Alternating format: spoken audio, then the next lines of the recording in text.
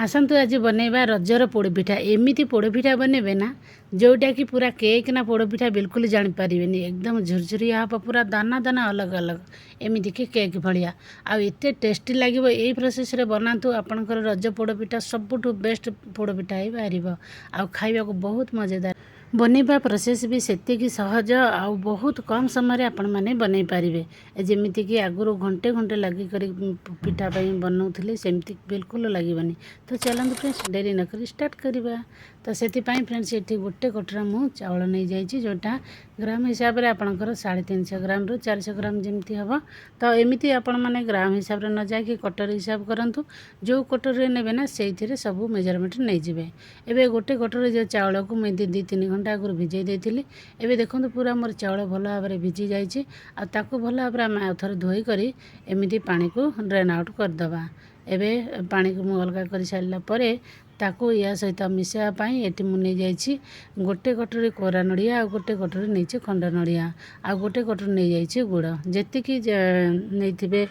आपण मैंने गुड़ से नहीं चाउल माने चाउल जी नहीं से गुड़ नहीं जाए एवं गोटे ग्राइंडर जार नहीं करी आमे से चाउल को ताकू सब जाक छाणी छाणी दबा ये बिल्कुल पानी देवेनि जदि पानी आपण मैंने देदेवे तो से मेजरमेंट आपंकर ठीक रही हेले से जो गोटे कटोरी आम भिजई चाउल से अधा कटोरी देदेबा पानी आधा चामच देदेबा लुण तापर जो कोरा नड़िया को से देदेबा या सहित आम देदेबा 15 ରୁ 20 टी गोलमरीच आ 2टा अलैच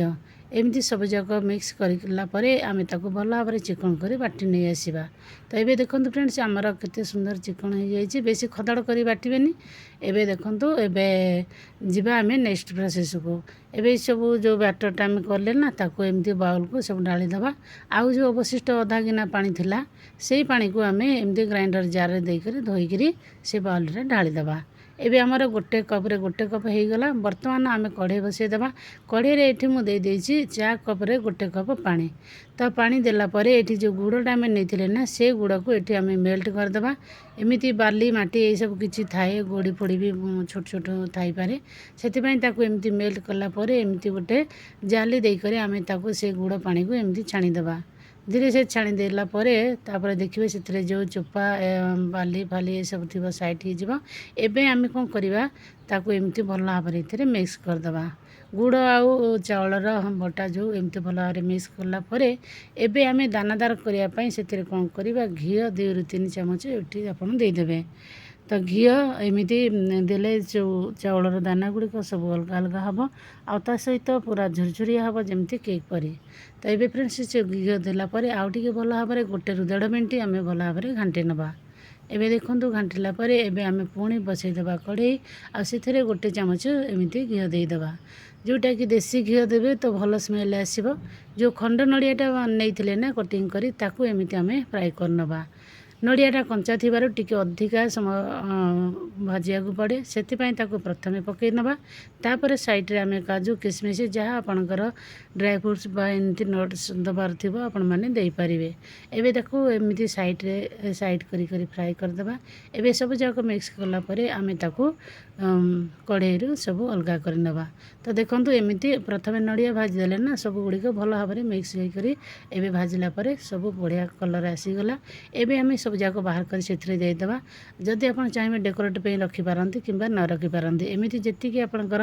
उपरे भी भासुची ना सी आपंकर डेकोरेट काम दब बेसी खास डेकोरेट दरकार पड़ोनी एवं सब मिक्स कलापर ये आम 1 ଚାମଚ 1/4 माने 4 भागरू भागे देदेबा खाइबा सोडा ये बेकिंग पाउडर नुहे खाइबा सोडा देदेबे तापरे पुणी से कढ़ई गरम थी ना से 2 ଚାମଚ तेल देदेबा ना ये दबा कदली पत्र ना दबा पाउंस ना कौन किसी ना ये देदेबा घी आउे तेजपत्र गोटे तेजपत्र को खंडी कर एमती देदेबा तापर जो बैटर बनई ताकू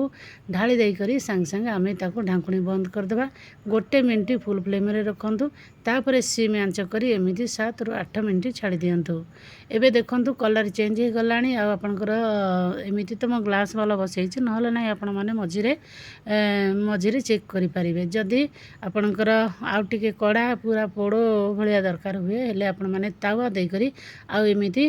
3 ରୁ 4 मिनिट सिम आंचरे बसईदेवे ଆଉ ଟିକେ ଥଣ୍ଡା ହେଲା ପରେ ତାକୁ ବାହାର କରିବେ। ଦେଖନ୍ତୁ ଫାଇନାଲି କେତେ ସୁନ୍ଦର କଲର୍ ହେଇଛି ଆଉ କେତେ ସୁନ୍ଦର ଉପରଟା ଦେଖାଯାଉଛି। ତ ଭିତରେ ବି ସେଇଭଳିଆ ଦାନାଦାର ହେବ ଆଉ ଜାଲିଦାର, ଆଉ ବେଶୀ ନା ଟାଣ ନା ବେଶୀ ଝୁରଝୁରିଆ, ପୁରା ମାନେ ପରଫେକ୍ଟ ପୋଡ଼ପିଠା ହେଇକରି ଆପଣଙ୍କର ରେଡ଼ି ହେଇଯିବ। ତ ଫ୍ରେଣ୍ଡସ୍ ଦେଖନ୍ତୁ ବ୍ୟାକ୍ ସାଇଡ଼୍ରେ କେତେ ସୁନ୍ଦର କଲର୍ ହେଇଛି, ଯେମିତିକି ଚୁଲିରେ ପୋଡ଼ା ହେଇଥିବ। ତ ଏଇଭଳି ଦେଖନ୍ତୁ ହେଇଗଲା ପରେ ଥଣ୍ଡା, ତାକୁ ଆମେ କଟିଂ କରିବା। ଦେଖନ୍ତୁ ଏମିତି ଛୁଇଁ ଦେଖିଲେ ବି ଆପଣମାନେ ଜାଣିପାରୁଥିବେ ପିଠାଟି କେତେ ନରମ ହେଇଛି। ଏବେ ଆମେ ତାକୁ କଟିଂ କରିବା। ଥଣ୍ଡା ହେଲା ପରେ କଟିଂ କରିବେ, ନହେଲେ ନାହିଁ ପିଠା ଆପଣଙ୍କର ଏତେ ନରମ ହେଇଥିବ ନା ଭାଙ୍ଗିଯିବ। ତ ଏବେ ଦେଖନ୍ତୁ ଥଣ୍ଡା ହେଲା ପରେ ବି ତଥାପି କେତେ ନରମ ଆପଣଙ୍କୁ ଜଣାପଡ଼ୁଥିବ। ଏବେ ମୁଁ ଗୋଟିଏ ପିସ୍ କଟିଂ କରି ଆପଣଙ୍କୁ ଦେଖାଉଛି। ଦେଖନ୍ତୁ ଫ୍ରେଣ୍ଡସ୍ କେତେ ବଢ଼ିଆ ହେଇଛି ଆଉ ଦେଖିବାକୁ କେତେ ବଢ଼ିଆ ଦେଖାଯାଉଛି, କେତେ ନରମ ହେଇଛି। ଆପଣ ଏଇଭଳି 2-3 ଦିନ ରଖିକରି ଖାଇଲେ ମଧ୍ୟ ଆପଣଙ୍କର ପିଠା ଖରାପ ହେବନି, ଆଉ ଖାଇବାକୁ ବି ବହୁତ ଟେଷ୍ଟି ଲାଗିବ। ସେମ୍ ଭାଗ ମାପରେ ଆପଣ ଯଦି କରିବେ, ଆପଣଙ୍କର ରଜ ପୋଡ଼ପିଠା ସମସ୍ତଙ୍କଠୁ ବେଷ୍ଟ ପୋଡ଼ପିଠା ହେଇକରି ଆପଣଙ୍କର ସୁଆଦିଆ ବି ଲାଗିବ। ତ ଏବେ ଦେଖନ୍ତୁ ଫ୍ରେଣ୍ଡସ୍ ଗୋଟିଏ ପୁରା କେକ୍ ଭଳିଆ ଆପଣମାନେ ଜାଣିପାରିବେନି ଏଇଟା କେକ୍ ନା ପୋଡ଼ପିଠା, ଏତେ ବଢ଼ିଆ ଜାଲିଦାର ଆଉ ଦାନାଦାର ହେଇଥିବ। ରହିଲି, ପୁଣି ଦେଖା ହେବ ଗୋଟେ ନୂଆ ଭିଡ଼ିଓରେ।